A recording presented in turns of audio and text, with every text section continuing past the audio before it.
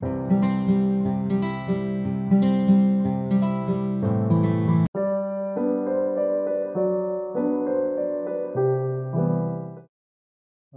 Morning everyone. आज हम पढ़ने वाले हैं टेबल और फॉर्म के बारे में। तो फॉर्म और टेबल में मुझे लगता है कि फॉर्म का जो चैप्टर है थोड़ा लेंदी हो जाएगा, तो इसलिए पहले हम फॉर्म स्टार्ट करते हैं। उसके बाद अगर आज के दिन में टाइम बचेगा तो हम टेबल को स्टार्ट करेंगे और उसको समझेंगे। तो फॉर्म क्या होता है? एचटीएमएल में फॉर्म क्या होता है कि ये कंटेनर होता है या बॉक्स की तरह होता है जिसमें कि हम कोई डेटा फिल करते हैं और वो क्या करता है, सेंड करता है सर्वर की ओर। ठीक। तो एक होता है एचटीएमएल फॉर्म, उसमें कुछ इनपुट होते हैं और वो इनपुट जैसे कि इसमें लॉगिन फॉर्म दिया है तो इसमें यूजर नेम और पासवर्ड हम फिल करेंगे और साइन इन बटन यानी सबमिट करेंगे उस फॉर्म को। तो इसकी इंफॉर्मेशन वो क्या करेगा, सर्वर की ओर ले जाएगा। हमको फॉर्म कुछ इस तरह से दिखते हैं, जैसे कोई एचटीएमएल फॉर्म बनाया तो उसमें first name last name email fill करना होगा, जेंडर सेलेक्ट करना होगा, उसको सबमिट करते हैं हम। ठीक ना। तो इस तरह के कुछ इनपुट बने रहते हैं और सबमिट बटन होता है एक। फिर आगे देखते हैं इसमें क्या होता है। कुछ जो इंफॉर्मेशन रहती है वो सबमिट होती है, सर्वर की ओर जाती है। और इसमें दो एट्रीब्यूट मेनली होते हैं, एक होता है एक्शन और एक होता है मेथड। तो एक्शन, मेथड और ये फॉर्म एलिमेंट क्या होते हैं ये आज हम समझेंगे स्टार्टिंग से। तो इसके लिए क्या करता हूं कि मैं एक नई फाइल बना लेता हूं आज, न्यू फाइल, और इसको सेव कर लेता हूं एचटीएमएल में ही अपना, और इसका नाम लिख लेता हूं फॉर्म डॉट एचटीएमएल। ठीक। और ये हमने जनरेट कर लिया अपना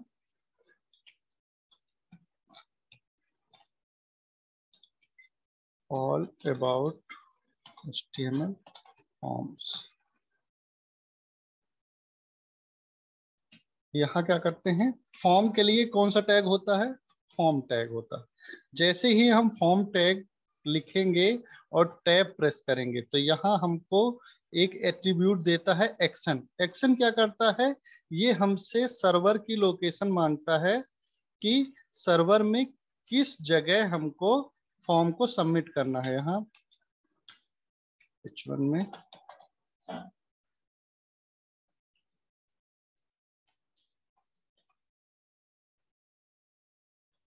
फॉर्म्स, इस फाइल को मैं ओपन कर लेता हूँ डेस्कटॉप में HTML, और ये फॉर्म है ओपन विद प्रो।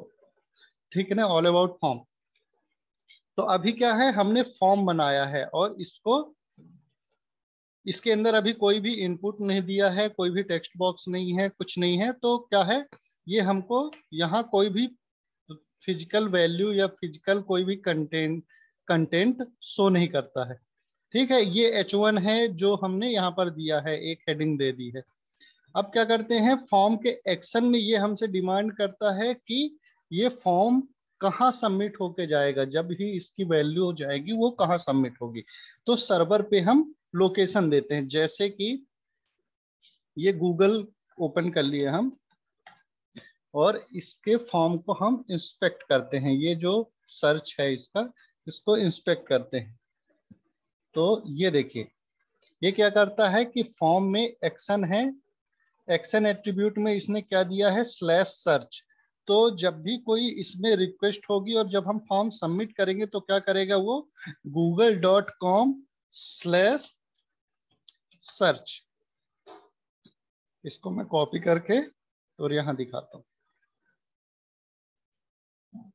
इसका जो यूआरएल हमारा बनेगा वो क्या बनेगा, https, ये google.com सर्वर का नाम और स्लैश सर्च।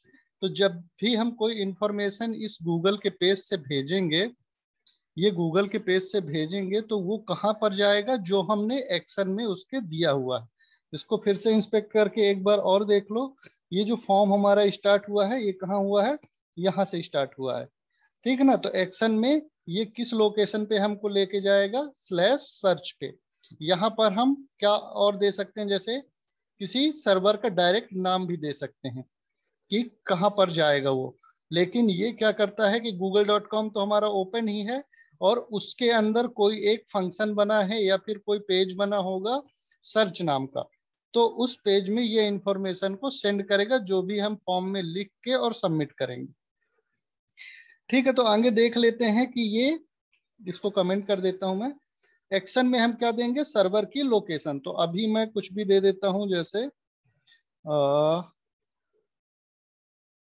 एक्शन में माई एक्शन कर, ये अभी माई एक्शन मैंने बनाया नहीं है, ठीक है ना।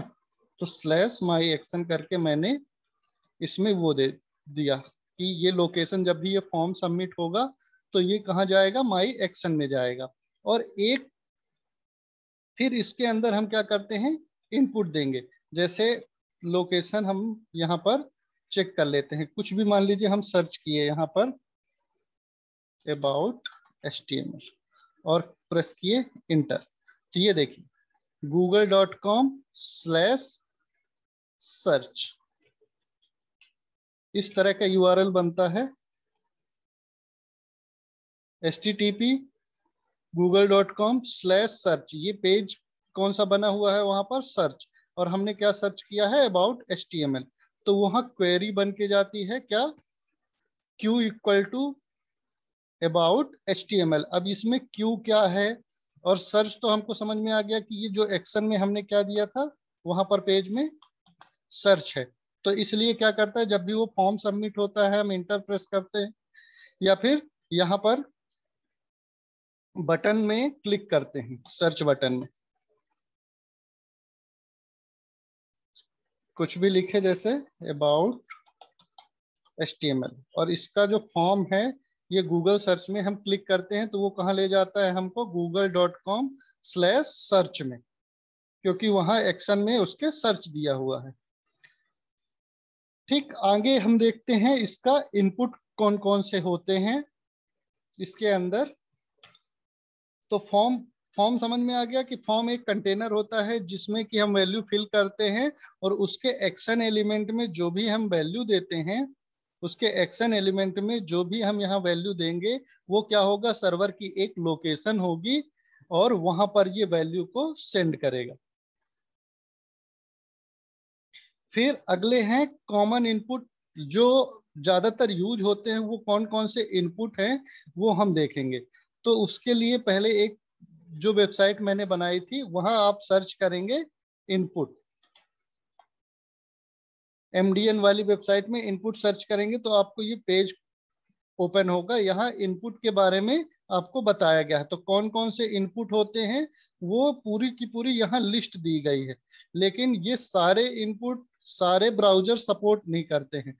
जैसे कि अपना ये वीक हो गया, डेट टाइम हो गया, यहाँ डेट टाइम जो इनपुट है, जैसे डेट टाइम इनपुट है, यहाँ एक डिलीट की बटन लगी है, तो इसमें लिखा हुआ, जब इसमें कर्सर लेके जाएंगे तो उसमें लिखा हुआ आता है डिप्रिकेटेड। इसका मतलब है कि ये एलिमेंट अब कई सारे ब्राउजर जो है वो सपोर्ट नहीं करते हैं। तो मैं कॉमन एलिमेंट जो कि हर ब्राउजर सपोर्ट करता है उसके बारे में मैं आपको बताऊंगा अभी। और भी इनपुट देखेंगे, जो जितने सारे भी यूज होते हैं फॉर्म में वो सारे इनपुट हम देखेंगे। पहला जो डिफॉल्ट हम फॉर्म कोई भी बनाते हैं, जैसे फॉर्म हमने लिखा और क्या किया, टैब प्रेस किया, तो सबसे पहला जो एट्रीब्यूट आता है वो क्या आता है, एक्शन का। तो एक्शन मैंने बता दिया कि एक्शन सर्वर की एक लोकेशन होती है जो कि हम यहाँ पर देते हैं। जैसे माई एक्शन मैंने दे दिया, अब ये माई एक्शन हमको सर्वर में बनाना पड़ेगा, तो सर्वर अभी हमारे पास है नहीं, लेकिन हम क्या करेंगे कि अभी HTML फॉर्म के बारे में जानेंगे कि वो कैसे HTML से हमारी वैल्यू सर्वर में सेंड होती। तो आगे देखेंगे कौन कौन से HTML इनपुट एलिमेंट होते हैं, तो उसके लिए कौन सा टैग यूज होता है, इनपुट। हम क्या करते हैं, एक इनपुट टैग लेते हैं और चेक करते हैं कि ये फॉर्म में किस तरह से हमारा रिप्रेजेंट हो रहा है, शो हो रहा है। मैंने एक इनपुट लिया, जूम कर लेता हूं मैंने एक सिर्फ इनपुट लिया, इसमें अभी कुछ कुछ डिफाइन नहीं किया कि ये इनपुट किस टाइप का है। तो बाय डिफॉल्ट अगर सिर्फ हम इनपुट ले लेते हैं तो वो कौन से टाइप का होता है, टेक्स्ट टाइप का होता है। इसमें हम कोई भी टेक्स्ट टाइप कर सकते हैं, ठीक है। और अब क्या होता है कि हम टाइप डिफाइन करते हैं। मान लीजिए कौन कौन से अभी हम पढ़ेंगे, इसकी मैंने लिस्ट बनाई है। Text, password, colour, number, hidden और लेबल्स के बारे में। लेबल कोई इनपुट नहीं है, बाकी ये जो यहाँ तक के जो इनपुट हैं वो हमारे इस तरह से रिप्रेजेंट होंगे। अब क्या करते हैं, पहले मैं बना लेता हूँ इनपुट टाइप। बाय डिफॉल्ट कौन सा बनता है, अगर सिर्फ हम इनपुट टैग यहाँ यूज करेंगे, इनपुट को क्लोज करने की जरूरत नहीं पड़ती है। अगर आप क्लोज करना ही चाहते हैं तो लास्ट में हम इसको स्लैश दे देते हैं, तो ये क्लोज हो जाता है। सेल्फ क्लोजिंग टैग कहलाता है इसको। जब जब हम कोई टैग स्टार्ट करते हैं और उसके लास्ट में स्लैश लगा देते हैं तो उस तरह के टैग को क्या बोलते हैं, सेल्फ क्लोजिंग टैग। अगर आप नहीं भी करेंगे तो कोई प्रॉब्लम नहीं है, कोई एरर नहीं आएगी। तो जब बाय डिफॉल्ट हम सिर्फ इनपुट अगर लिखते हैं तो वो कौन सा इनपुट आप अपने को देता है, टेक्स्ट देता है। सिर्फ हमने इनपुट दिया है तो वो कौन सा बनेगा, टेक्स्ट बनेगा। अब हम डिफाइन कर देते हैं। तो पहला टाइप, तो एक एट्रीब्यूट होता है इसमें टाइप, और टाइप इक्वल टू अगर हम लिखेंगे टेक्स्ट तो वो किस तरह बनेगा, टेक्स्ट इनपुट बनेगा, जो कि बाय डिफॉल्ट में हमारा बना था, सेम इनपुट बनेगा। अब इसको मैं रिप्लिकेट कर लेता हूं और जो बाकी के इनपुट है वो मैं बताता हूं आपको। सेकेंड इनपुट है हमारा कलर, सॉरी इसको दे देते हैं पासवर्ड। पासवर्ड और सेकेंड वाला इनपुट को हम देखते हैं। तो फर्स्ट हमारा हो गया था टेक्स्ट, सेकेंड है पासवर्ड। तो पासवर्ड इनपुट क्या करता है कि जो भी हम टाइप करते हैं वो हमारे पीछे बैठे हुए, मान लीजिए कोई साथ में हमारा कोई आदमी बैठा है तो वो उसको दिखाई नहीं देगा जो भी हम टाइप कर रहे हैं। तो इनपुट टाइप पासवर्ड में क्या होता है कि जो भी हम टाइप करते हैं वो यहाँ शो नहीं होता है। फिर है अगला इनपुट टाइप कलर। देखिए इनपुट टाइप कलर मैंने यहां सेट किया तो एक नया टाइप का यहाँ इनपुट आ गया है। तो इसमें जब भी हम क्लिक करेंगे तो ये क्या करेगा, हमको कलर सेलेक्ट करने की फैसिलिटी देगा कि हम कोई सा भी कलर यहाँ से सेलेक्ट कर सकते हैं। पासवर्ड में व्यू का ऑप्शन कैसे आता है, देखिए कई सारे ब्राउजर जो हैं वो सपोर्ट करते हैं, या फिर हम मैनुअली इसको जावा स्क्रिप्ट के थ्रू इसमें व्यू का ऑप्शन सेट करते हैं। मींस जैसे मान लीजिए कि यहाँ इंस्पेक्ट किया मैंने यहाँ पासवर्ड, अब इसको मैंने क्या कर दिया, यहाँ से टेक्स्ट कर दिया, तो ये क्या करेगा, जो भी इसमें हम टेक्स्ट इनपुट करेंगे वो हमको शो करने लगेगा। और यहाँ का क्या करेंगे, पासवर्ड अगर देंगे तो वो हाइड कर देगा। तो हम क्या करते हैं, जावा स्क्रिप्ट के थ्रू एक यहाँ इनपुट में बटन लगाते हैं और उसको क्या करते हैं, इनपुट टाइप टेक्स्ट और पासवर्ड में टगल कराते रहते हैं, मतलब चेंज कराते हैं। जब भी उसमें क्लिक करेंगे तो वो क्या करेगा, इसको इनपुट टाइप टेक्स्ट बना देगा, और जब भी हम उसको फिर से क्लिक करेंगे उसमें तो वो क्या करेगा, इनपुट टाइप पासवर्ड बना देगा। तो इस तरह के फीचर कई सारे ब्राउजर सपोर्ट करते हैं। अगर नहीं सपोर्ट करता है तो हम मैन्युअली उसको जावा स्क्रिप्ट के थ्रू इसमें बनाते हैं कि कैसे वो शो होगा, पासवर्ड इसका कैसे देख सकते हैं, ठीक ना। तो थर्ड टाइप का हमने सेलेक्ट किया कलर। तो ये क्या करता है कि इनपुट टाइप कलर, कलर हमको सेट करने की फैसिलिटी देता है कि हम कलर यहाँ सेट कर पाए। मान लीजिए कोई हमारा पेज है, उसका हमको कलर सेट करना है, या फिर कलर देना है, या फिर सबमिट करके फॉर्म हमको सर्वर में भेजना है कि ये वाला कलर मैंने सेलेक्ट किया है। तो क्या करेंगे, यहाँ से हम कलर सेलेक्ट करेंगे और फॉर्म जब सबमिट होगा तो यहाँ कलर की वैल्यू सर्वर में सेंड हो जाएगी। फिर अगला जो इनपुट है हमारा कलर हो गया नंबर, अगला इनपुट है नंबर।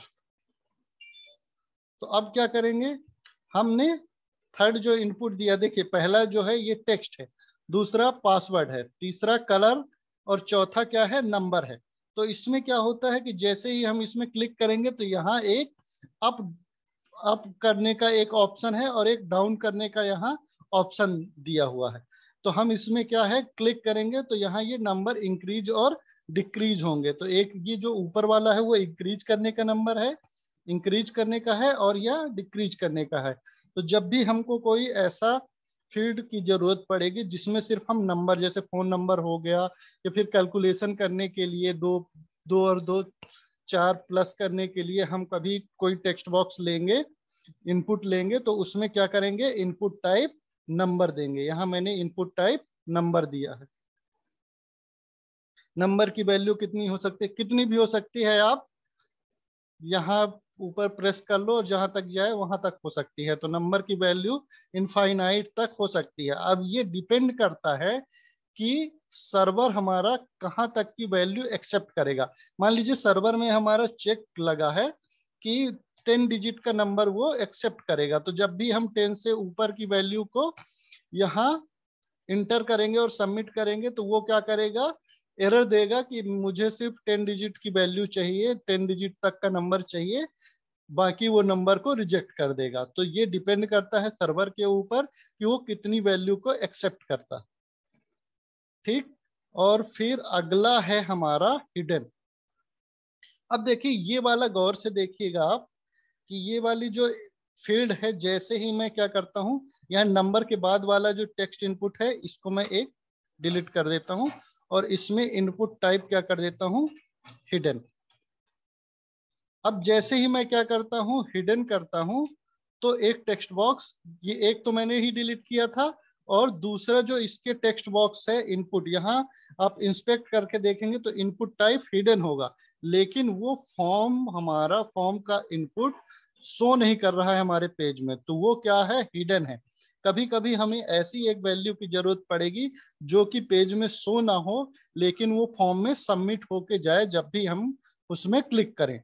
जब भी हम फॉर्म को सबमिट करें तो वो क्या क्या हो, सर्वर में जाए, लेकिन ये पेज में शो ना हो। तो इस तरह की भी हमको फील्ड की जरूरत पड़ती है। तो हमने कौन कौन से अभी देखे हैं, टेक्स्ट, पासवर्ड, कलर, नंबर और हिडन। ठीक है, तो आगे हम देखते हैं HTML के बटन। बटन कौन कौन से होते हैं। ठीक है, हिडन को एक बार फिर बताइए। देखिए क्या करते हैं, मैं अभी सारे को, बाकी जो सारे एलिमेंट हैं उनको कमेंट कर देता हूं, हिडन बस अपन देखते हैं। तो मैं क्या करता हूं, अभी इसको टेक्स्ट कर देता हूं। ये मैंने क्या किया, टेक्स्ट किया, तो अभी ये दिख रहा है। इसको इंस्पेक्ट करते हैं ये वाली को। तो यहाँ क्या लिखा मैंने, इनपुट टाइप टेक्स्ट। ठीक, अब इसको मैं चेंज करके इनपुट टाइप क्या कर देता हूँ, हिडन। तो ये क्या होगा, यहां से गायब हो जाएगा। ये देखिए गायब हो गया, लेकिन ये फॉर्म में, एक्चुअली फॉर्म के अंदर अवेलेबल रहता है। तो फॉर्म जब हम सबमिट करेंगे, अभी मैं आपको बटन बताऊंगा और बटन के थ्रू फॉर्म सबमिट कैसे होता है वो देखेंगे अपन। तो जब फॉर्म को हम सबमिट करेंगे तो ये क्या होगा कि ये फॉर्म को, जो भी हमने एक्शन में URL दिया है वहां पर ये फॉर्म को लेके जाएगा, माने फॉर्म की वैल्यू को लेके जाएगा। ठीक है, तो ये हिडन हो गया। कमेंट करने की, कमेंट कल किसी ने पूछा था कि कमेंट क्यों करते हैं, तो इसलिए भी कमेंट करते हैं, हमको कुछ वैल्यू यहाँ हाइड करनी है फॉर्म में थोड़ी देर के लिए, तो हम उसको कमेंट कर देते हैं। अब जैसे मैंने ये google.com/सर्च करके लिखा हुआ है, लेकिन वो पेज में शो नहीं हो रहा है, ये मैंने अभी कमेंट करके रखा है। तो कमेंट का यूज इसलिए भी करते हैं। अब अगला है, हम बटन पढ़ेंगे। तो बटन के लिए क्या होता है कि फॉर्म लिया, फॉर्म के अंदर हमने क्या किया, एक वो होता है टैग बटन। बटन टैग को बंद करने की जरूरत पड़ती है। बटन टैग को हमने ओपन किया और इसको क्या किया, बंद किया, और इसके अंदर हम लिखेंगे जो भी टेक्स्ट हमारा हमको करना है, वहां दिखाना है। अगर यहाँ सिर्फ बटन बना के हम छोड़ देते हैं और पेज को व्यू करते हैं तो देखिए ये क्या होता है, इस तरह का एक बटन देगा लास्ट में। ये छोटा सा एक बटन देगा जिसके अंदर कुछ लिखा हुआ नहीं है, तो हमको पता नहीं चलेगा कि इसको करना क्या है। तो क्या होगा, हमको यहाँ बीच में टेक्स्ट देना है, सबमिट, और सेव कर दिए। तो यहाँ रिफ्रेश करेंगे तो ये क्या करेगा, एक सबमिट बटन देगा। अब क्या होता है कि फॉर्म को थोड़ा सा हम अच्छे से अलाइन कर लेते हैं। यहाँ br टैग देके, br br br br tag देके इसको क्या किया हमने, अलाइन कर लिया। तो ये क्या है, एक के नीचे एक आ गया। एक अभी हमने बीच में मिस कर दिया, बटन के पहले मैं पढ़ लेता हूँ लेबल्स के बारे में। तो लेबल जब पढ़ेंगे तो हमको थोड़ा सा और समझ में आएगा कि यहाँ ये लेबल क्या काम करते हैं। जैसे मान लीजिए ये br टैग मैंने हटा दिया, अभी लेबल हमारा मिस हो रहा था, वो छूट ही जाता। तो ये फॉर्म हम पहले जैसे बना लेते हैं, ये फॉर्म हो गया। अब क्या होता है कि जैसे हम कोई भी फॉर्म है उसमें किस तरह लिख के आता है, यूजर नेम पासवर्ड, ठीक है ना। यहाँ तो ये लाइन ब्रेक कर दिया, तो हमको हिंट देनी है उसमें कि ये जो टेक्स्ट बॉक्स है वो आखिर है किस लिए। तो उसके लिए क्या करते हैं, हम एक लेबल देते हैं। इसके लिए कौन सा टैग यूज होगा, हमारा लेबल टैग यूज होगा। अब देखिए जैसे ही लेबल टैग को हमने लिखा तो यहाँ क्या करता है, उसने एक एट्रीब्यूट की डिमांड की, फॉर लिखा है कि ये लेबल किसके लिए है, कौन से वाले टेक्स्ट बॉक्स के लिए है या किस इनपुट के लिए हम लेबल दे रहे हैं। तो पहला वाला हम क्या कर देते हैं, इसको लिख देते हैं यूजर नेम। तो ये फॉर क्या करता है, डिमांड करता है कि किसके लिए देना है। तो हम इनपुट में एक और एट्रीब्यूट ऐड करते हैं, उसका नाम क्या है, आईडी। आईडी में कुछ भी हम दे सकते हैं, अभी के लिए मैं दे देता हूं यूजर नेम। और यहाँ सेम बिना किसी मिस्टेक के फॉर में हमको लिखना है यूजर नेम। जो भी इसकी आईडी है वो हमको क्या करना है, लेबल में भी देना है, फॉर वाले एट्रीब्यूट में जो हम आईडी देंगे। तो क्या होगा, ये वाला जो लेबल है ना, इस इनपुट के लिए कनेक्टेड हो जाएगा, ये दोनों एक दूसरे से कनेक्टेड हो जाएंगे। किस तरह से कनेक्टेड होंगे वो अभी हम जब पेज को शो करेंगे तो देखेंगे। जैसे मैंने ये यूजर नेम लिखा, अब यूजर नेम में हम जैसे ही क्लिक करेंगे तो देखिए हमारा कर्सर क्या हुआ, यूजर नेम वाले टेक्स्ट बॉक्स में, यूजर नेम वाले इनपुट में वहां कर्सर आ गया। अब यहाँ हम टाइप कर सकते हैं। पेज को एक बार और रिलोड करते हैं। सबको अच्छे से शो हो रहा है कि नहीं हो रहा है, ये बता दीजिएगा मेरे को। यूजर नेम में जैसे ही हमने क्लिक किया तो जो उसका रिलेटेड टेक्स्ट बॉक्स था, इनपुट था, जो कि कनेक्टेड था, हो रहा है सबको, ठीक है। तो यूजर नेम में जैसे ही हम क्लिक करेंगे तो उससे रिलेटेड जो कनेक्टेड टेक्स्ट बॉक्स है उसमें ऑटोमेटिक क्लिक हो जाएगा। तो लेबल का इस तरह से यूज होता है, ये एक दूसरे से कनेक्टेड रहते हैं। ऐसे ही नेक्स्ट वाला जो हमारा इनपुट है पासवर्ड, नेक्स्ट वाला जो इनपुट है हमारा पासवर्ड, उसके लिए भी हम क्या कर देते हैं, लेबल दे देते हैं। लेबल दिए और इसमें दे दिए हम पासवर्ड, और इसकी आईडी भी देनी पड़ेगी। तो फॉर में हमने क्या दिया है, पासवर्ड दिया है, तो इसकी आईडी में भी हम क्या देंगे, पासवर्ड देंगे। ये याद रखिएगा कि फॉर जो है वो आईडी दोनों एक दूसरे एकदम सेम हो, मतलब कैपिटल स्मॉल का भी इसमें फर्क नहीं होना चाहिए। सॉरी, लेबल के बीच में हमने कुछ लिखा नहीं, ये जो इसके बीच में जो सिंटेक्स लिखेंगे वो हमको शो होगा। ये फॉर और ये आईडी वहां शो नहीं होती है पेज में, वो सिर्फ है एक दूसरे को कनेक्ट करने के लिए यूज होती है। तो पासवर्ड यहाँ लिख देते हैं लेबल में, इसके आगे कॉलन लगा देते हैं, थोड़ा अच्छा दिखेगा, ठीक। तो हमने क्या किया, पासवर्ड। अब पासवर्ड में क्लिक करेंगे तो हमारा कर्सर किस में जाएगा, उससे रिलेटेड जो भी टेक्स्ट बॉक्स है या फिर इनपुट जो एलिमेंट है उसमें चला जाएगा हमारा कर्सर, तो वहां हम टाइप कर सकते हैं, ठीक। अगला हम चेक करते हैं, मान लीजिए ये पासवर्ड की जगह हमने पासवर्ड्स कर दिया, ठीक। हो सकता है कि मैं जल्दी जल्दी विंडो चेंज करता हूं तो आपको थोड़ी देर में रिफ्लेक्ट होता हो। मैंने रिकॉर्डिंग देखी है तो उसमें क्या होता है कि थोड़ी देर में रिफ्लेक्ट होता है, तो मैं अब कोशिश करूंगा कि थोड़ा वेट करके मैं स्क्रीन को चेंज करूंगा। तो फॉर में पासवर्ड को क्या किया मैंने, स्पेलिंग मिस्टेक कर दी। जो आईडी है और पासवर्ड की जो इसमें फॉर दिया है उसका मैंने स्पेलिंग मिस्टेक कर दिया, अलग अलग कर दिया। तो अब क्या होगा इस केस में, हम पासवर्ड में क्लिक करेंगे तो ये क्या होता है, टेक्स्ट सेलेक्ट हो जाएगा, लेकिन ये क्या होगा कि पासवर्ड वाले जो इनपुट है उसमें जाएगा नहीं, कर्सर वहां पर रिफ्लेक्ट नहीं होगा, ये पास जो फील्ड है वो सिलेक्टेड नहीं होगी और हम पासवर्ड नहीं फिल कर पाएंगे। मतलब मैनुअली हमको टेक्स्ट बॉक्स में जाके वहां कर्सर लिखना पड़ेगा और उसके बाद हमको टाइप करना पड़ेगा। तो इसको हम सही कर देते हैं। अब क्या होगा कि अब हम यहाँ पासवर्ड में क्लिक करेंगे तो उसके जो रिलेटेड इनपुट एलिमेंट है उसमें चला जाएगा। अब अगला है लेबल देंगे हम कलर के लिए। तो फिर से लेबल फॉर कलर, यहाँ आईडी देंगे कलर।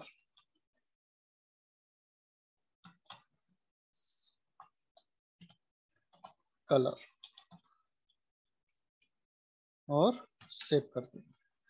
तो अब हमने लेबल दे दिया कलर इनपुट के लिए। तो अब हम लेबल में क्लिक करेंगे। ये कनेक्टेड नहीं हुआ क्या, कलर सॉरी आईडी हमने नहीं दी। ये देखिए ये मिस्टेक हुआ ना, तो यहाँ पर वो काम नहीं कर रहा। आईडी हम कलर दे दिए, जो यहाँ फॉर में रहेगा वो आईडी में भी रहेगा। अब इसको रिलोड किया मैंने। अब इसमें सेलेक्ट कलर में जैसे ही मैं क्लिक करूंगा तो ये क्या करेगा, उसका एक्शन परफॉर्म होगा कलर में। जैसे या तो हम कलर में क्लिक कर दें या तो उसके लेबल में क्लिक करेंगे तो दोनों सेम एक्शन परफॉर्म करेगा।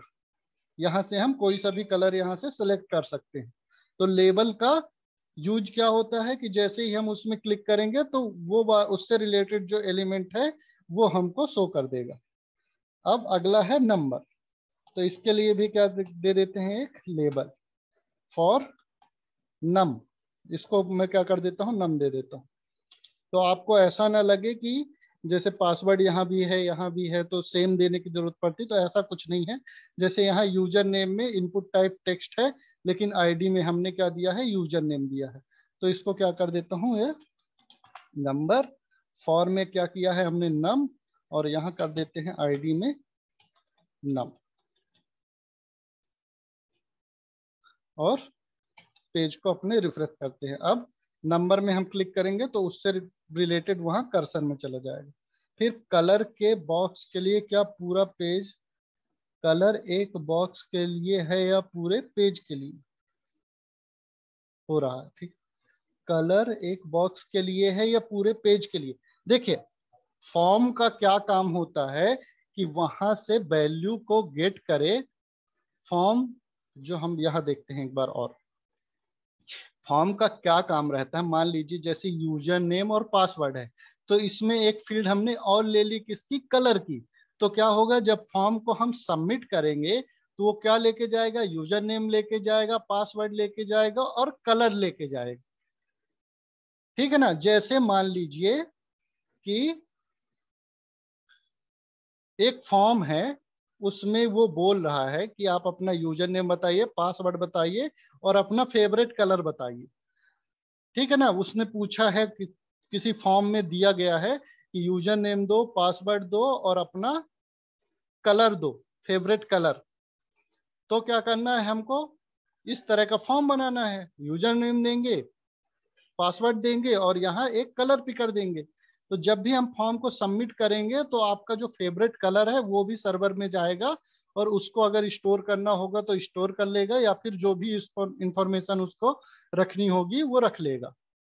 ठीक है। और इससे रिलेटेड मुझे तो नहीं लगता कि और कुछ बताना है। मतलब ये नहीं समझ में आया कि ये पूछने का मतलब क्या हुआ कि पूरे पेज के लिए है या किसके लिए है।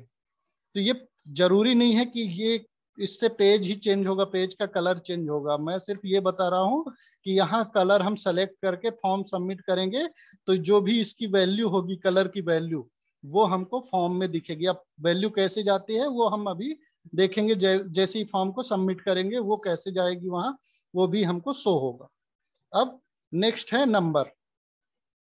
तो नंबर में भी हमने लेबल लगा दिया और इसमें जब क्लिक करते हैं तो उससे रिलेटेड जो भी हमारा टेक्स्ट बॉक्स है वो सेलेक्ट हो जाता है इनपुट। अब मैं क्या है कि हर इनपुट को मैं टेक्स्ट बॉक्स बोल देता हूँ क्योंकि वो टेक्स्ट बॉक्स जैसा दिखता है, तो आप उसको माइंड नहीं करेंगे। जो भी इनपुट है उसको टेक्स्ट बॉक्स को इनपुट मानेंगे और टाइप में जिस टाइप का है वो मानेंगे। ठीक है, इनपुट टाइप नंबर। अब क्या होता है, एक चीज और देखिएगा कि जैसे मान लीजिए हिडन वाला है, तो हिडन तो जब दिख ही नहीं रहा है तो उसमें लेबल देने की हमको जरूरत क्या है।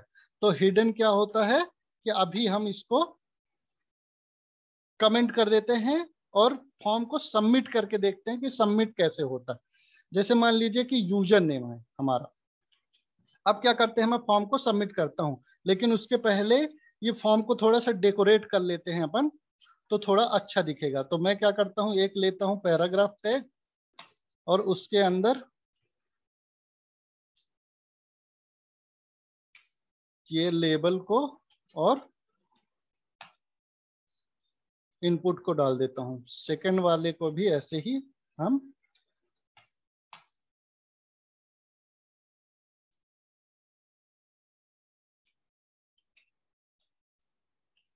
ये थोड़ा फॉर्म सही दिखने लगेगा। देखिए ये यूजर नेम पासवर्ड, इसको भी की टैग,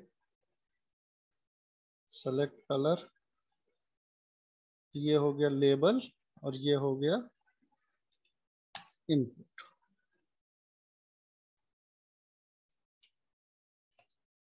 की टैग, ये हो गया लेबल। बहुत जल्दी जल्दी तो नहीं हो रहा है, ये आप एक बार मैसेज कर दीजिएगा तो मैं थोड़ी स्पीड स्लो कर दूंगा कि आपको दिखे भी।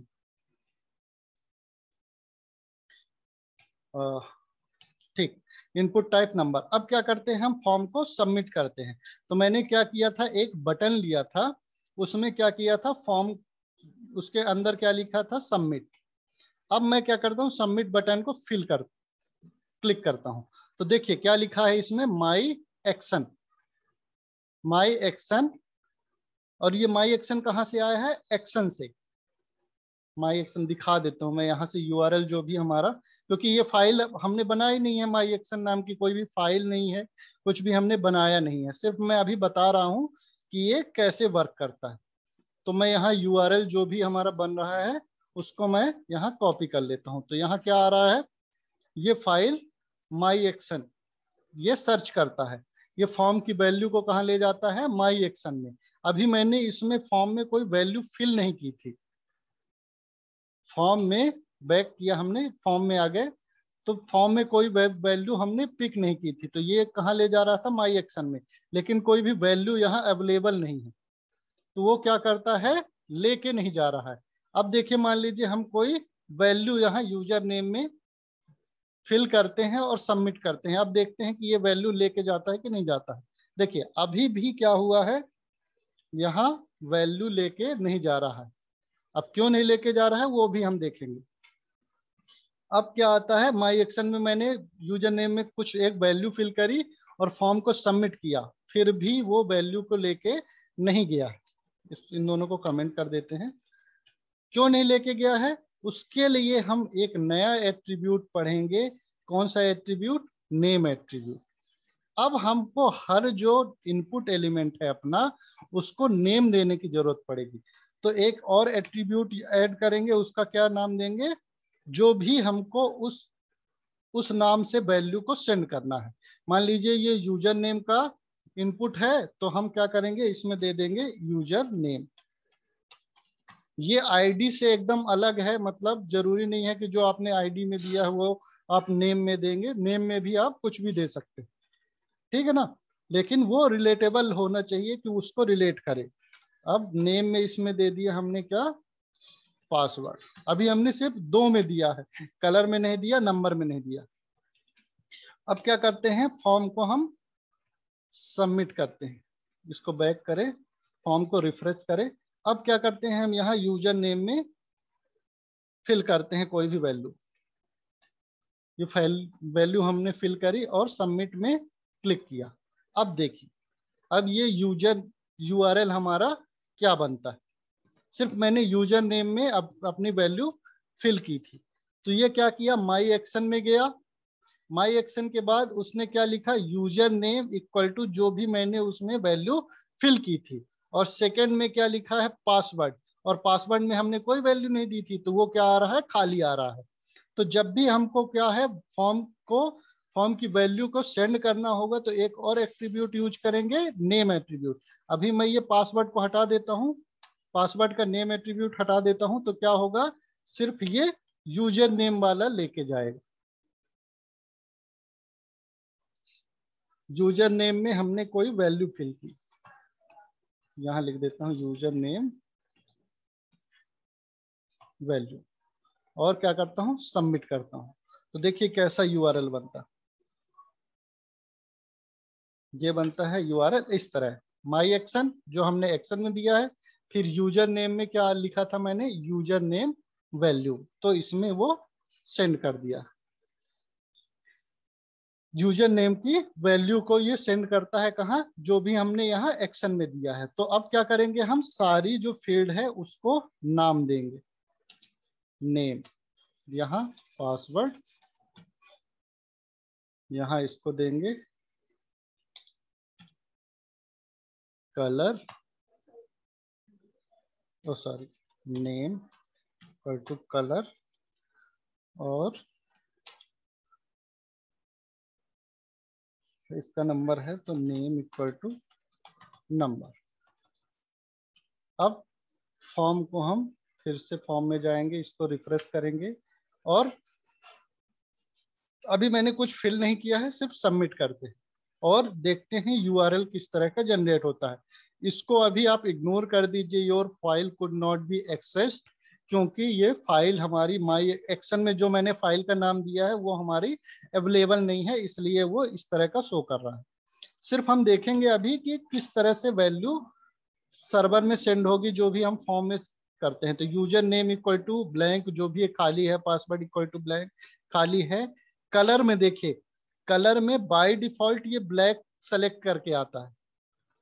फॉर्म हमारा कहाँ गया, बाय डिफॉल्ट इसने ब्लैक सेलेक्ट करा है, तो ये इसने क्या सेंड किया है, ब्लैक की वैल्यू को सेंड किया है।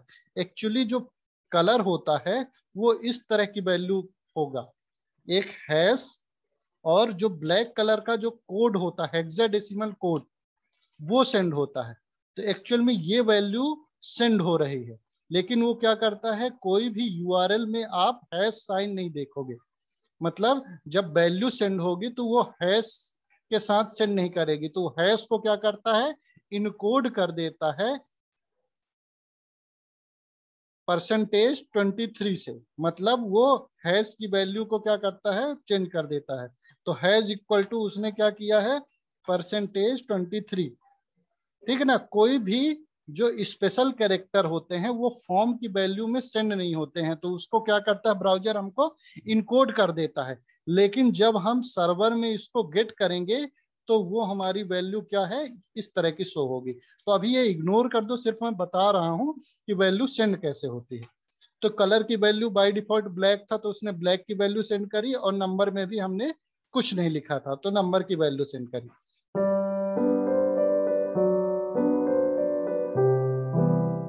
कि यूजर नेम टेक्स्ट बॉक्स के अंदर दिख रहा है और पासवर्ड भी टेक्स्ट बॉक्स के अंदर ही दिख रहा है। तो ये कैसे करते हैं हम, ये देखेंगे। तो यहाँ एक और नया एट्रीब्यूट होता है, प्लेस होल्डर। प्लेस होल्डर के अंदर हम जो भी इनपुट करेंगे वो हमको टेक्स्ट बॉक्स के अंदर दिखेगा। यूजर नेम सेव करते हैं और पेज को रिफ्रेश करेंगे। ये देखिए यूजर नेम यहाँ पर शो हो रहा है, लेकिन जैसे ही हम कुछ टाइप करेंगे ये यूजर नेम तब तक दिखेगा जब तक कि वो ब्लैंक है। जैसे ही हम उसमें टाइप करेंगे तो वो हट जाएगा और हमारी जो वैल्यू होगी टाइप वाली वैल्यू वो आ जाएगी। तो हम सारे इनपुट के लिए प्लेस होल्डर दे देते हैं। पासवर्ड के लिए देंगे प्लेस होल्डर, जिससे कि वो पता चलता है कि वो इनपुट किस चीज के लिए, वहां हिंट दे सकते हैं अपन, ठीक है ना। यहाँ ये भी लिख सकते हैं इंटर योर पासवर्ड। अब कलर वाले के लिए मुझे नहीं लगता कि यहाँ प्लेस होल्डर देने की जरूरत है और कुछ उसके अंदर शो होगा। ठीक ना। तो कलर के लिए हम नहीं देंगे, आप करके देख लीजिएगा, या फिर मैं अभी कल देख लेता हूँ कि क्या आता है कलर। ये देखिए यहाँ कुछ शो नहीं होगा। अब नंबर के लिए दे देते हैं प्लेस होल्डर इंटर नंबर। ये प्लेस होल्डर यहाँ हमने दे दिया। तो ये क्या होगा, जब तक कि हम कुछ यहाँ फिल नहीं करेंगे तब तक वो वहां शो होगा, उसके बाद वो वहां से हट जाएगा। ठीक है। अब अगला जो हमारा है बटन। बटन देख रहे थे, बटन में सबमिट बटन देखा था हमने कि जब फॉर्म को हम सबमिट करते हैं तो वो क्या होता है कि हमारा उस पेज में लेके जाता है वैल्यू जो भी उस फॉर्म में हमने इंटर की है। ठीक। तो और भी बटन देखते हैं कि किस किस टाइप के बटन होते हैं। तो अभी हमने बटन में कोई भी टाइप डिफाइन नहीं किया है। हमने क्या किया है, बटन फॉर्म के अंदर लिया है, ये फॉर्म टैग के अंदर बटन लिया है और उसके अंदर लिखा है सबमिट। तो बाय डिफॉल्ट जो हमारी बटन है बिहेव करती है सबमिट के लिए। ठीक। तो जैसे मान लीजिए कोई हम एक और बटन लेते हैं, बटन, और यहां लिखते हैं do not submit the form. हम चाहते हैं कि ये जो बटन हमने लिया है एक और, ये क्या करे, फॉर्म को सबमिट ना करे। मतलब अभी मैं क्लिक करूंगा तो ये क्या करेगा, बाय डिफॉल्ट फॉर्म को सबमिट कर दे रहा है, उसकी जो वैल्यू है लेके वो फॉर्म को सबमिट कर दे रहा है। अब मेरे को ऐसी बटन लेना है जो फॉर्म को सबमिट ना करे। तो क्या करेंगे, हम उस बटन में एक एट्रीब्यूट ऐड करेंगे, जैसे कि हम टेक्स्ट में करते थे टाइप टाइप एट्रीब्यूट। तो यहाँ भी हम इंटर करेंगे टाइप एट्रीब्यूट और यहाँ लिखेंगे क्या, बटन, इनपुट टाइप बटन। अब फॉर्म को रिफ्रेश करेंगे तो अब मैं इस बटन में क्लिक करूंगा तो ये फॉर्म कोई भी एक्शन परफॉर्म नहीं करे। जावा स्क्रिप्ट के थ्रू हम इसमें जो भी एक्शन परफॉर्म करना चाहते हैं वो हम इसमें कर सकते हैं, लेकिन बाय डिफॉल्ट अगर हमने बटन कर दिया है तो ये परफॉर्म नहीं होगी। ऐसे ही एक हम एग्जाम्पल देख लेते हैं कि अगर कोई भी बटन हम फॉर्म के ऊपर लेते हैं, बटन एक मैंने लिखा, इसका भी नाम मैं कर देता हूं, सबमिट लिख देता हूं, और ये मैंने फॉर्म के पहले लिया है। तो अब इसमें देखते हैं ये क्या करता है। तो इसमें हम क्लिक करेंगे तो कुछ नहीं होगा क्योंकि ये बटन फॉर्म के बाहर है। तो ये बाय डिफॉल्ट किस तरह से बिहेव करेगी, इनपुट टाइप बटन के की तरह बिहेव करेगी अगर वो फॉर्म के अंदर नहीं ली गई है। तो इसमें भी हम जावा स्क्रिप्ट के थ्रू एक्शन परफॉर्म कर सकते हैं, मतलब उसमें एक्शन ऐड कर सकते हैं कि वो क्या करे। अब अगर मान लीजिए कोई बटन हम बटन लेते हैं जो कि फॉर्म के बाहर है, आफ्टर फॉर्म, और सेव करते हैं, पेज को रिफ्रेश करेंगे।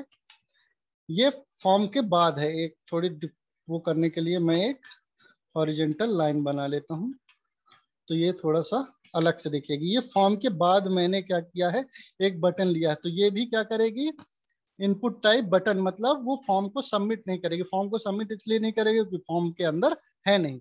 तो बाय डिफॉल्ट अगर हम फॉर्म में बटन को कोई टाइप नहीं देते हैं और वो फॉर्म के अंदर होती है तो बाय डिफॉल्ट कैसा बिहेव करेगी, सबमिट बटन की तरह बिहेव करेगी। लेकिन अगर हम उसमें टाइप दे देते हैं तो वो क्या करती है, बटन किस तरह बिहेव करेगी, सिर्फ बटन, मतलब उसमें क्लिक करेंगे तो वो फॉर्म को सबमिट नहीं करेगी। ठीक है ना। एक होता है बटन का टाइप। अब फॉर्म के अंदर एक मैं और बटन लेता हूं, बटन, और उसमें लिख देता हूं रिसेट। ठीक। और यहां टाइप में दे देता हूं रिसेट।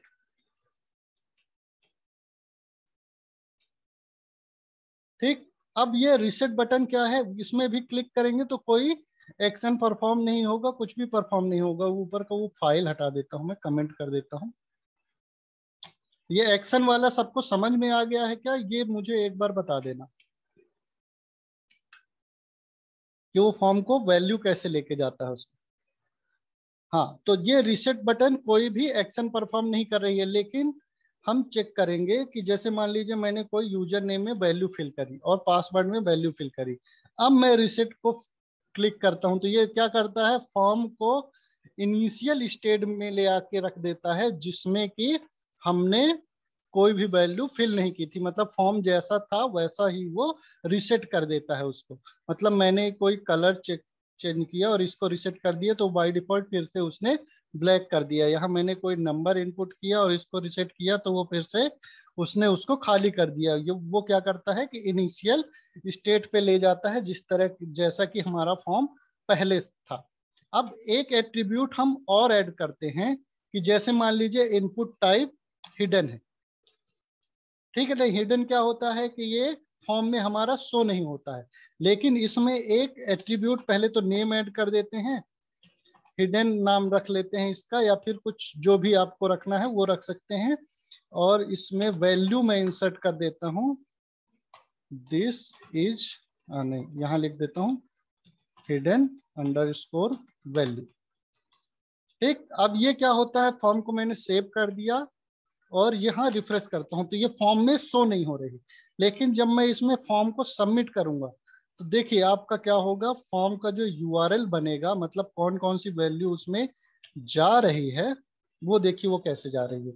यूजर नेम गई, पासवर्ड गया, कलर गया, नंबर गया, और हमने क्या दिया था, नेम दिया था हिडन फील्ड के लिए हिडन, और उसकी वैल्यू क्या दी थी, हिडन वैल्यू।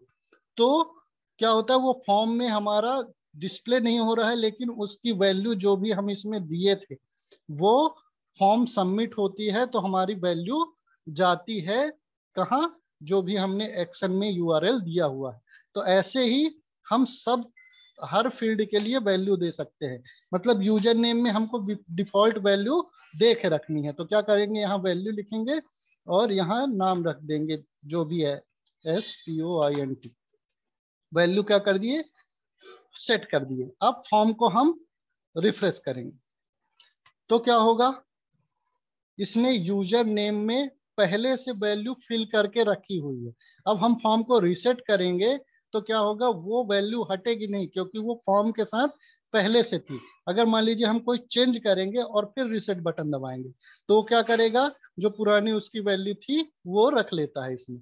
अब पासवर्ड में भी हम वैल्यू सेट कर सकते हैं, हालांकि इसमें सेट करने की जरूरत नहीं पड़ती है, बहुत रेयर केस में जरूरत पड़ती है। तो मान लीजिए हमने पासवर्ड दिया जी, तो अब क्या होता है, उसने पासवर्ड भी सेट कर दिया। ऐसे ही मान लीजिए हम कलर को वैल्यू देते हैं तो रेड का हेक्साडेसिमल कोड क्या होता है, FF0000। ये आपको जब CSS हम पढ़ेंगे ना तो ये सारी चीजें आपको क्लियर हो जाएगी। अभी के लिए ये समझिए कि मैंने कलर वाली फील्ड में भी वैल्यू को सेट कर दिया। तो देखिए इसमें उसने क्या किया है, बाय डिफॉल्ट रेड कलर को फिल कर दिया। नंबर में भी वैल्यू हम दे सकते हैं। तो यहाँ हम डिफॉल्ट वैल्यू सेट कर सकते हैं कि बाय डिफॉल्ट जब पेज लोड होके हमारे सामने आए तो उसमें कुछ वैल्यू पहले से सेट रहे। तो इसकी भी जरूरत हमको कभी कभी पड़ती है। तो अगर हम यहाँ से रिसेट बटन का यूज करेंगे तो क्या होगा, वो फॉर्म अपनी इनिशियल स्टेट में चली जाती है। तो हमने क्या सीखा, सबमिट बटन क्या होता है, अगर हमने बटन का टाइप दिया है, क्या सिर्फ बटन टाइप में दे दिया है तो बटन क्या होगी कि बटन जैसी दिखेगी लेकिन वो कोई भी एक्शन परफॉर्म नहीं करेगी। और अगर बटन में टाइप में हमने दिया है सबमिट, सॉरी सबमिट, तो वो क्या करेगा, हम टाइप भी दे सकते हैं सबमिट बटन को, तो वो क्या करेगा, फॉर्म को सबमिट कर देगा। अब बटन बनाने के लिए एक और सिंटेक्स होता है वो मैं आपको बता देता हूँ। जैसे मान लीजिए ये दोनों बटन को मैं कमेंट कर देता हूँ और पेज सेव करके आपको आउटपुट दिखाता हूँ। ये नीचे सबमिट बटन और रिसेट बटन को मैंने अभी हटा दिया है। तो क्या करता हूं मैं, यहाँ बटन बनाने के लिए एक और क्या सिंटेक्स होता है, इनपुट से भी बनता है, इनपुट टाइप, यहाँ लिखेंगे सबमिट। अब इसको मैं क्लोज कर दिया, ठीक है ना, इनपुट टाइप सबमिट बना दिया हमने। तो अब देखिए बाय डिफॉल्ट क्या होगा, उसमें अभी मैंने कहीं लिखा नहीं है कि उसकी वैल्यू क्या होगी, सिर्फ हमने इनपुट टाइप सबमिट बनाई है। तो उसने क्या किया, बीच में सबमिट लिख दिया। ये अलग अलग ब्राउजर में अलग अलग हमारा बिहेव करेगा सबमिट। तो लेकिन हमको कोई अगर मान लीजिए मैन्युअली कोई टेक्स्ट देना है तो क्या करेंगे, यहां लिखेंगे value equal to click to submit. तो इसने क्या किया, बटन में लिख दिया क्लिक टू सबमिट। तो जब भी हम बटन में क्लिक करके और सबमिट करेंगे तो वो फॉर्म की वैल्यू को लेके एक्शन वाले यूआरएल में चला जाएगा। ठीक, ऐसे ही हम इनपुट टाइप बटन का इनपुट टाइप बटन, ठीक, इनपुट टाइप बटन देंगे तो अपने को कैसी वैल्यू देगा, ये देखिए इसने खाली एक बटन दे दिया। तो अब हमको इसमें भी वैल्यू देनी है तो क्या करेंगे, वैल्यू यहाँ बटन लिख देंगे या फिर नॉर्मल बटन। ठीक, तो नॉर्मल बटन को हमने यहाँ वैल्यू दे दी। ये इनपुट टाइप बटन दिया है हमने, तो ये क्या करेगा, कोई एक्शन परफॉर्म नहीं करेगा। फिर ऐसे ही रिसेट की बटन बनानी है तो क्या करेंगे, इनपुट टाइप यहाँ लिखेंगे रिसेट। अब देखिए रिसेट बाय डिफॉल्ट क्या आता है, यहाँ बाय डिफॉल्ट उसमें रिसेट लिख के हुए आता है अगर हम इनपुट टाइप रिसेट कर देते हैं। तो यहाँ वैल्यू भी उसको दे सकते हैं, उसको reload button, reload form, sorry form, reload form की वैल्यू दे दिए। अब पेज को रिफ्रेश करेंगे तो ये बटन क्या करेगी, फॉर्म को रिसेट करेगी। जो भी हम अगर हम वैल्यू यहाँ चेंज करके रखेंगे तो वो रिसेट कर देगी। इसमें अगर किसी को डाउट हो तो पूछ लो, फिर आगे बढ़े अपन। अभी बहुत सारे इनपुट है, मुझे लगता है कि एक सेशन और लेना पड़ेगा अपने। नेम एट्रीब्यूट देख लिया आपने। अब क्या करते हैं, एक एग्जाम्पल लेते हैं, एक गूगल सर्च बनाते हैं। जैसे मान लीजिए गूगल का एग्जाम्पल हमने लिया था, तो जैसे मान लीजिए ये गूगल का फॉर्म है अपन, ठीक है ना। ये एग्जाम्पल थोड़ा ध्यान से देखना, है कुछ नहीं उसमें, ये फॉर्म है, ठीक है ना। और ये टेक्स्ट बॉक्स में इसने क्या दिया है, ये इसका नेम देखिए, नेम क्या दिया है, क्यू। तो जब भी हम कोई वैल्यू यहाँ लिख के और इंटर करते हैं तो ये क्या करता है, क्यू इक्वल टू वो वैल्यू जैसा कि हम अपने फॉर्म में लिखते थे। जैसे यूजर नेम में इसमें क्या दिया है, इसका जो नेम दिया है वो क्या दिया है, यूजर नेम। तो जब हम फॉर्म सबमिट करते थे तो क्या आता था, यूजर नेम। देखिए यहाँ दिखा देता हूं मैं, यूजर नेम में जो वैल्यू होती थी तो यहाँ क्या जाता है, इक्वल टू के पहले क्या रहता है, उस फील्ड का नेम रहता है। सेम गूगल भी यही कॉन्सेप्ट यूज करता है। ये क्या करता है कि इसके फील्ड का नाम ही क्या है, क्यू है। ये जो इसका टेक्स्ट बॉक्स यहाँ देता है तो उसका नाम क्या है, क्यू है। तो क्यू में जब भी हम कोई वैल्यू सर्च करने के लिए देते हैं तो वो क्या करता है कि स्लैश सर्च उसके एक्शन में लिखा है और क्यू उसकी फील्ड का नाम है, और उसके बाद जो हम उसको देते हैं वो एक्शन परफॉर्म करता है। तो इतना हम कॉपी कर लेते हैं। इसके आगे की जो वैल्यू है ये गूगल अपने हिसाब से रखता है, तो ये अपन हम अभी डिस्कस नहीं करेंगे, और ये गूगल के एंड की चीज है। तो ये कॉम्प्लिकेटेड भी है और मुझे आज तक समझ में नहीं आया कि क्या है। हालांकि ये इंफॉर्मेशन लेके जाता है, बाकी सब चीज जैसे लोकेशन हुआ, यूजर का नाम हुआ, कौन सा ब्राउजर यूज करता है, तो ये सब इनक्रिप्ट करके ये अपने पास लेके जाता है। तो हमको अभी सिर्फ मतलब किस चीज से है, सिर्फ कि सर्च कैसे करता है वो, है ना। तो उसने वैल्यू क्या ली, उसके पास क्या है, google.com और q इक्वल टू सर्च। तो हम क्या करते हैं, एक नया फॉर्म बनाते हैं, एक बनाते हैं आफ्टर फॉर्म, ठीक है ना। यहाँ HR एक लाइन खींच दी मैंने और यहाँ H2 लिया, यहाँ लिखते हैं गूगल सर्च, ठीक। फिर एक लिया फॉर्म, फॉर्म के एक्शन में हम क्या डालेंगे, जैसे मान लीजिए ये google.com, ठीक। तो ये इसको कमेंट कर देता हूं। तो हम क्या यहाँ इंटर करेंगे, स्लैश सर्च तक। एक्शन में हमने क्या लिख दिया, स्लैश सर्च, ठीक। और फॉर्म के अंदर एक हम लेंगे क्या, इनपुट लिया, टाइप टेक्स्ट, और इसका नेम क्या देंगे, क्यू, ठीक। और एक लेंगे इनपुट टाइप सबमिट वैल्यू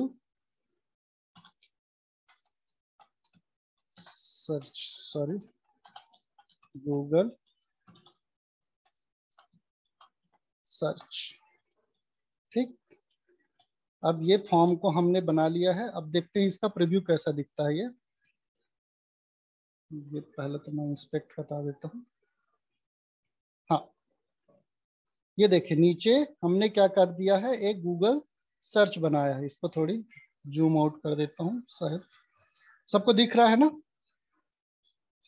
तो गूगल सर्च मैंने बनाया है। यहाँ क्या किया है, मैंने एक फॉर्म लिया है, फॉर्म में एक फील्ड ली है, उसका नेम दिया है क्यू, ठीक है ना। और इसके एक्शन में हमने क्या दिया है, https://google.com/search। अब क्या होता है, इसको हम चेक करेंगे। तो मैं क्या करूंगा, यहाँ सर्च कर लेते हैं। क्या सर्च करते हैं, how to make a website, ठीक है ना। मैंने क्या किया, हाँ, नेम एक दिए हैं, सॉरी देखता हूँ, सॉरी, हाँ नेम में एक दिया हूँ, थैंक यू बताने के लिए। यहाँ नेम में क्या देंगे, क्यू, क्योंकि गूगल अपने इनपुट्स में क्या देता है, उसका नेम क्यू देता है। तो हमने क्या किया, इसको नेम दिया क्यू। अब पेज को फिर से एक बार रिफ्रेश कर लेते हैं और यहाँ लिखते हैं हाउ टू मेक वेबसाइट, और सर्च करते हैं। तो देखिए इसने क्या किया, गूगल के पास सर्वर में, गूगल के सर्वर में हमने रिक्वेस्ट भेजी हाउ टू मेक वेबसाइट, तो उसने जो भी उसका रिजल्ट था वो हमको शो कर दिया, ठीक है। ये समझ में आया क्या सबको? अगर कुछ इसमें क्वेरी हो तो बताना। उसने क्या, हमने क्या किया है, यूआरएल में गूगल का हमने यूआरएल दिया है और स्लैश सर्च तक वो लेके जाता है। तो हमने पहले ही लिख दिया इसमें google.com/search, और क्यू नाम की एक इनपुट फील्ड दी है, और हमने क्या कर दिया है, उसको फॉर्म को सबमिट कर दिया है। तो वो क्या करता है, गूगल के पास इंफॉर्मेशन लेके जाता है। मान लीजिए और कुछ सर्च करना है, विकीपीडिया, और हम क्या करते हैं, सर्च में क्लिक करते हैं। तो ये क्या करता है, सर्च करता है विकिपीडिया के बारे में। तो हमने क्या किया, एक गूगल का एक रिप्लिकेशन बनाया कि हम कैसे गूगल को कमांड दे सकते हैं अपनी वेबसाइट के थ्रू। तो जो ज्यादा इसका कोई यूज नहीं है, कोई हमारी वेबसाइट में आके गूगल सर्च नहीं करेगा, ठीक है ना। तो सिर्फ मैं बताने का कॉन्सेप्ट बताना चाहता था कि कैसे हमारा जो है सर्वर में इंफॉर्मेशन जाती है और वो हमको रिकॉर्ड फैच करके देता है, ठीक है। ऐसे ही मान लीजिए यूट्यूब का हम देखते हैं, एक यूट्यूब का बना लेते हैं। तो उसके लिए पहले हमको सर्वर का क्या, कैसा उसका बिहेवियर है, वो सर्वर का कैसे बिहेवियर है वो अपने को देखना पड़ेगा। तो जैसे मान लीजिए यहाँ हम सर्च करते हैं नेटफ्लिक्स या फिर वेब ट्यूटोरियल, ठीक। वेब ट्यूटोरियल हमने सर्च किया, तो क्या किया उसने, अब देखिए यूआरएल क्या बनता है, उसके हिसाब से अपन गूगल का यूट्यूब का सर्च बनाएंगे। यूट्यूब का सर्च बनाएंगे तो क्या है, यूआरएल, यूआरएल यहाँ तक गया है। फिर उसके बाद उसका पेज जो एक्शन में लिखा है, क्या लिखा है, रिजल्ट। यहाँ चेक भी कर लेते हैं, इंस्पेक्ट में गए, यहाँ देखिए इनपुट, और इसका जो नेम है, नेम, इनपुट का नेम क्या दिया है इसने, सर्च क्वेरी। सर्च क्वेरी ये समझ में आ गया। फॉर्म, फॉर्म में क्या दिया है, एक्शन में रिजल्ट, ठीक है ना, रिजल्ट्स। तो हम क्या करेंगे, एक्शन में एक और बनाएंगे, H2, यहाँ लिख देते हैं YouTube सर्च, और इसके नीचे एक फॉर्म बनाते हैं। फॉर्म में क्या लिख, कहां तक का यूआरएल देंगे अपन, यहाँ रिजल्ट तक, क्योंकि अपने को ये तो YouTube में ही है पेज, YouTube का ही पेज है, तो उसने सिर्फ एक रिलेटिव यूआरएल दिया है कि youtube.com, जैसे यहाँ स्लैश सर्च करेगा तो क्या करेगा कि डोमेन तो वही है उसका, और उसमें स्लैश सर्च और ऐड कर देगा, उसके बाद वो क्वेरी परफॉर्म करेगा, मतलब जो फॉर्म को सबमिट करेगा। तो हमने क्या किया है, अभी हमारा डोमेन तो है नहीं यूट्यूब का, तो हम पूरा अपना यूआरएल देंगे, तो youtube.com/result, ठीक है ना। अब उसकी फील्ड का नाम क्या था, सर्च क्वेरी, तो एक हम फील्ड का नाम देंगे input type, sorry, input type text, और नेम क्या देंगे यहाँ, सर्च क्वेरी, और input type, sorry, input type submit value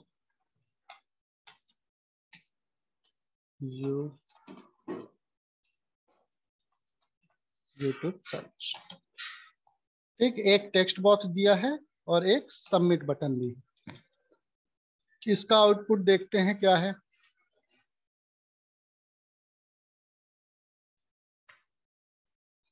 ये बना दिया यूट्यूब सर्च अपन ने। अब यहाँ सर्च करते हैं कुछ भी, क्या सर्च करें, tutorials, tutorial video for web, ये हमने सर्च किया और यूट्यूब सर्च पे क्लिक किया, तो इसने क्या किया, यूट्यूब की वेबसाइट पे लेके गया, और उसने इस टेक्स्ट बॉक्स में भी ये लिखा है, और उसने सर्च कर दिया उस चीज के लिए जिस चीज को हमने इनपुट में टेक्स्ट में लिया हुआ। ये समझ में आया क्या सबको। तो दो टाइप का हमने रिप्लिकेट किया है सर्च का। ये क्या करता है, यूट्यूब को सर्च किया हमने तो उससे रिलेटेड उसने रिजल्ट जो है हमको शो कर दिया, तो हमने इंफॉर्मेशन किसको भेजी, यूट्यूब को, और उसने जो फील्ड लिया था हमने भी वही फील्ड ले लिया और सर्च किया, तो वो हमको शो कर दिया। ठीक है, अगर इसमें किसी को कोई क्वेश्चन हो तो बताओ, नहीं आगे बढ़ते हैं, अपने को वैसे भी टाइम हो जाएगा अपने को। अब आगे के कुछ अदर इनपुट हैं वो भी देख लेते हैं। कोई क्वेश्चन हो तो जल्दी से बता दो। यूट्यूब सर्च हो गया, गूगल सर्च हो गया, फिर यहाँ एक और HR बना देता हूँ, ये मैं डिलीट नहीं करता हूँ, जिससे कि, और ये मैं रिसोर्सेस में डाल दूंगा आज की क्लास का, तो आप लोग देख लीजिएगा ठीक से। फिर H3, यहाँ H2,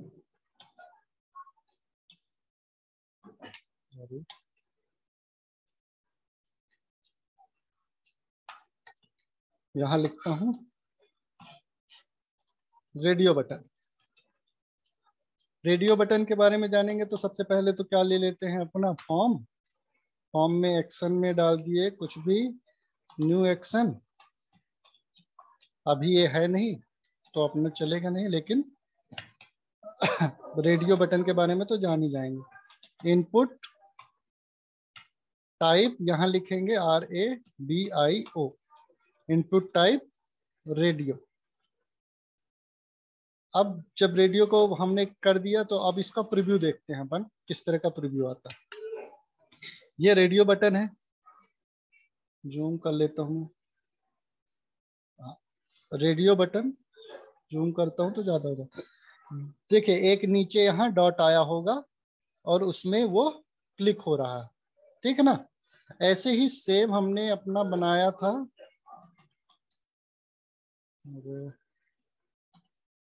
जो मैंने ये यहाँ Q&A सेक्शन बनाया था, ये मैं दिखा देता हूँ Q&A सेक्शन। तो इसमें क्या होता था कि रेडियो बटन दिया हुआ मैंने, जैसे इसमें 4 रेडियो बटन दिए हैं, तो जो भी आप ऑप्शन सेलेक्ट करते हैं तो उनमें से क्या होता है, कोई एक ऑप्शन सेलेक्ट हो रहा है, तो ये भी क्या है, एक रेडियो बटन है। ऐसे ही अब हम रेडियो बटन के बारे में देखेंगे, तो इनपुट टाइप क्या लिख दिया मैंने, रेडियो, तो रेडियो बटन आ गया। अब क्या होता है, ये रेडियो बटन किस बारे में है ये नहीं पता हमको, तो इसके लिए एक्चुअली क्या है कि हम लेबल देंगे। अब लेबल हम आगे भी दे सकते हैं रेडियो बटन के, और जैसे यहाँ क्या कर दिया हमने, एक लेबल दे दिया, लेबल में फॉर, तो अब यहाँ क्या देनी पड़ेगी, आईडी, आईडी में क्या दे दिया हमने, मेल, और यहाँ लिख दिया मेल, सेम लिखेंगे अपन, और यहाँ लेबल के अंदर क्या लिख दिया, मेल फीमेल। ये जेंडर के लिए हम बना रहे हैं मान लीजिए, तो मैंने इंटर किया तो ये क्या हो गया, मेल। अब इसमें लेबल की का यूज क्या है कि मान लीजिए इसमें अपना माउस ले जाके क्लिक करने में थोड़ा सा एकदम निशाना लगाने जैसा हो गया कि यहाँ माउस का कर्सर कभी कभी अगल बगल हमारा क्लिक हो जाएगा, तो उसके लिए क्या करेंगे, अपन लेबल में भी क्लिक करेंगे तो वो हमारा रेडियो बटन में क्लिक हो जाएगा। हम सिर्फ लेबल में जाके क्लिक किए तो वो उस रेडियो बटन में क्लिक कर देगा। अब दूसरा लेते हैं, यहाँ लिया फीमेल,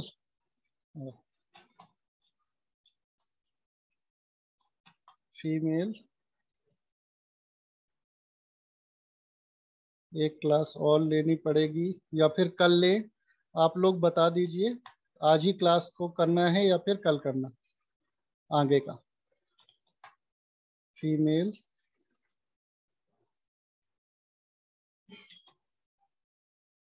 इनपुट टाइप रेडियो, फी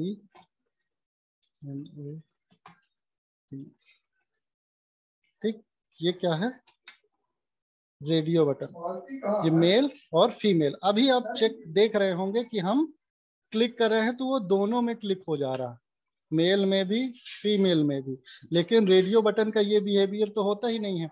एक और ले लेते हैं अदर के लिए,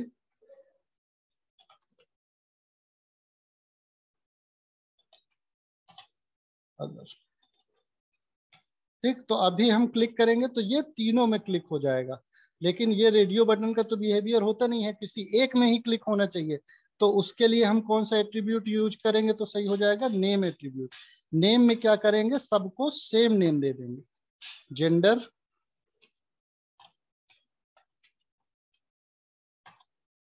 जेंडर, जेंडर।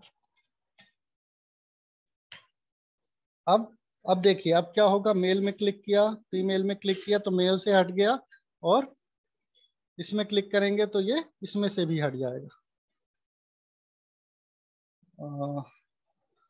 सब दो लोगों ने बोला है कि कल ले लीजिए, और एक बोल रहे हैं इवनिंग में, इवनिंग में नहीं हो पाएगा, कल ले लेंगे अपन, ठीक है ना। तो अभी 5 मिनट के अंदर एक एक दो कंट्रोल और देख लेंगे, बाकी जो होगा वो कल देख लेंगे। मेल, फीमेल और अदर, तो अब क्या होगा, किसी एक में ही क्लिक हो रहा है एक बार में, ठीक है। और इसका जो फॉर्म सबमिट करेंगे तो वो कैसे फॉर्म सबमिट होगा वो भी देख लेते हैं अपन। तो ये लेबल ले लिया मैंने, और एक बटन ले लेते हैं, इनपुट टाइप, अरे बटन ही सही है। तो बटन दो टाइप से बनते हैं, कि इनपुट से बन जाता है और एक बटन से बनता है, तो जो आपको सही लगे वो आप यूज कर लेना, कोई कंपलसरी नहीं है, सबसे वही सेम काम होता है। तो सबमिट बटन मैंने ले ली, अब इसका फॉर्म सबमिट करूंगा। अब देखिए मैंने सब में अलग अलग फॉर्म बनाया है, ये अलग फॉर्म है, ये अलग फॉर्म है, और ये अलग फॉर्म है, ये अलग फॉर्म है, तो एक ही पेज में मल्टीपल फॉर्म हो सकते हैं, लेकिन जिस फॉर्म का सबमिट बटन हम क्लिक करेंगे वही पेज सबमिट होगा। तो अभी क्या करेंगे हम, मेल फीमेल ये वाला रेडियो बटन वाला अपन क्या है सबमिट करते हैं, तो क्या होता है वो कहाँ ले गया, न्यू एक्शन में। उसने यूआरएल क्या बनाया है, न्यू एक्शन। जो हमने एक्शन में लिया, स्लैश नहीं लिया था, तो वो उसने शुरू से नहीं किया है। उसने क्या किया कि न्यू एक्शन में गया और जेंडर में क्या करता है, ऑन करता, जेंडर इक्वल टू ऑन लिख के भेज दिया। लेकिन इससे हमको पता नहीं चल रहा है कि हमने मेल में क्लिक किया था, फीमेल में क्लिक किया था, कि अदर में क्लिक किया था। तो इसके लिए हमको क्या एक और एट्रीब्यूट देना पड़ेगा, वैल्यू। हर जो रेडियो बटन है उसकी वैल्यू देनी पड़ेगी। तो इसमें क्या दिया था हमने, मेल, या फिर स्मॉल एम कर लेते हैं अपन वैल्यू, इसमें फीमेल और इसमें वैल्यू में अदर। ओ ठीक। तो हमने क्या किया, मेल वाले में एम वैल्यू डाल दी, फीमेल वाले में एफ वैल्यू डाल दी, और अदर वाले में ओ वैल्यू डाल दी। अब फॉर्म को सबमिट करके देखते हैं अपन कि कैसा होता है, कैसे सबमिट होता है, क्या वैल्यू जाती है। अब मेल में क्लिक किया, फीमेल में क्लिक किया, अदर में। अभी मैं फीमेल में क्लिक कर देता हूँ और सबमिट में क्लिक करता हूँ। तो अब देखिए कैसी वैल्यू जा रही है। ये क्या करता है, न्यू एक्शन में वैल्यू लेके गया और जेंडर में क्या किया, एफ। तो जो भी वैल्यू मैंने सेलेक्ट की थी इनपुट टाइप रेडियो में, उसने वो वैल्यू सर्वर में सेंड कर दी। मतलब जो भी हमने एक्शन में लिया था वो क्या कर दिया कि उसने सर्वर में सेंड कर दिया। अब एक और ये समझ में आ गया क्या रेडियो बटन, या इसमें कुछ डाउट है? उसके बाद एक एक और एलिमेंट देख लेते हैं अपन, चेक बॉक्स वाला। इसमें अगर कुछ डाउट हो तो सबसे पहले तो एक चीज ध्यान रखने का है कि तीनों में से एक ही क्लिक हो, उसके लिए क्या है, अपने को नेम जो है सबका सेम देना पड़ेगा। ठीक है, और सब में वैल्यू देनी पड़ेगी जिससे कि वो वैल्यू जाए। ऐसा करते हैं कि यही क्लास को एंड करते हैं और अगली क्लास में अपन बाकी एलिमेंट देख लेंगे। कौन कौन से हैं वो मैं अभी बता देता हूँ। अभी रेडियो हमने देखा, चेक बॉक्स देखेंगे, सेलेक्ट देखेंगे, रेंज देखेंगे, टेक्स्ट एरिया देखेंगे। ये जो कॉमन मैं बता रहा हूँ ये लगभग हर ब्राउजर सपोर्ट करता है। ठीक है ना, हो सकता है थोड़ा बहुत बिहेवियर और लुक में चेंज हो, लेकिन सारे ये सारे सपोर्ट करते हैं। लेकिन जब आप यहाँ देखेंगे तो आपको बहुत सारे इनपुट दिखेंगे, और ये सारे इनपुट जो है ना वो सपोर्ट नहीं करते हैं सारे ब्राउजर। तो आपको अगर देखना है कि कौन सा ब्राउजर सपोर्ट करता है कौन सा नहीं, तो आपको या तो यूज करना पड़ेगा हर ब्राउजर में, या फिर आप आ जाएंगे W3 स्कूल में। तो इसमें कुछ चीजें होती हैं वो बता देता है, जैसे कि date time, date time local. अब इसमें देखिए, depending on browser support a date picker can show up in input field. अब इसमें ट्राई योर सेल्फ में जाएंगे तो यहाँ उसने नोट में लिखा है कि date time local is not supported in Firefox, Safari और इंटरनेट एक्सप्लोरर 12 और उससे पुराने वाले। तो इसमें लिखा हुआ है, हो सकता है कि अब जो ब्राउजर मतलब ब्राउजर में फायरफॉक्स का कोई नया वर्जन आया, क्योंकि इसने तो ये रोज तो ये अपडेट करते नहीं होंगे, तो हो सकता है कि ब्राउजर में सपोर्ट आ गया हो, या फिर कुछ सफारी या इंटरनेट एक्सप्लोरर में अभी सपोर्ट नहीं आया हो। तो मैंने आपको जो इनपुट बताए हैं वो यूज होते हैं कॉमनली, मतलब हर जगह यूज होते हैं, और इनका यूज करके ही हम अपना डेट टाइम और ये सारे सेलेक्ट बॉक्स बना सकते हैं। तो बाकी सारे कॉमनली यूज नहीं होते हैं, बहुत ही रेयर केस में यूज होते हैं। तो आप लोगों को अगर प्रैक्टिस करना है तो आप यहाँ से लिस्ट देख लीजिए। यहाँ आपको सिर्फ इनपुट टाइप में button, check box, colour, date, date time, email, file, file का यूज होता है। ये फाइल का ये फाइल का यूज हम बता देंगे। इसमें कुछ नहीं है, इनपुट टाइप फाइल दोगे तो आपको कुछ ऐसा इनपुट वो बना के देगा। इसमें क्लिक करोगे तो आप फाइल सेलेक्ट कर सकते हो। ठीक है ना, तो ये फाइल सेलेक्ट करके जब आप क्लिक सेव करोगे तो क्या होगा, ये फाइल अपलोड होगी सर्वर में। तो ये सारे इनपुट फाइल का भी मैं आपको नेक्स्ट बता दूंगा। इसमें लिख लेता हूँ फाइल। ठीक है, और कोई किसी के पास क्वेश्चन हो तो जल्दी से पूछ लो, फिर क्लास को एंड करते हैं।